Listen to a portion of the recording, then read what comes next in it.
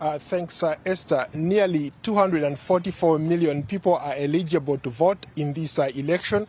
Closer to 60 million people have so far cast their vote, either by coming to the places where they can vote physically or drop off their ballot boxes. Right here in the state of Maryland, where I am, about close to 4 million people have already cast their vote. So the stakes could not be higher, especially with a lot of things at stake. November the 5th, in the context of American elections, if we can vote early, others by mail, what's important here on that key date? What is important is the fact that the system is designed to allow people who let's say, for example, you cannot make it on election day, you're sick, whatever. This system allows you to vote early. You can do it by so many different ways. You can either vote in person, use mail-in ballots, but they have to arrive at a certain date before the closing date. For example, here in Maryland, today is the final day when people are voting, either physically voting, and so therefore the mail-in ballots have to arrive today or by election day. They have to be in by election day, which is November 5th.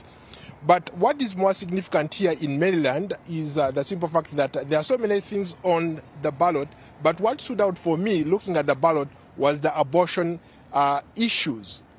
Maryland is one of the 11 states that have abortion rights issues on their ballot, and so people are voting on one of these consequential issues that could fundamentally change the direction of the United States.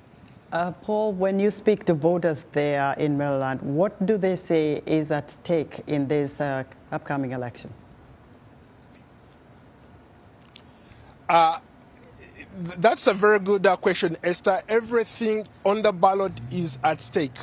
All the issues that we've been talking about, from immigration to healthcare, to abortion rights, to inflation, politics of the belly, people being able to buy food and put food on the table for their families.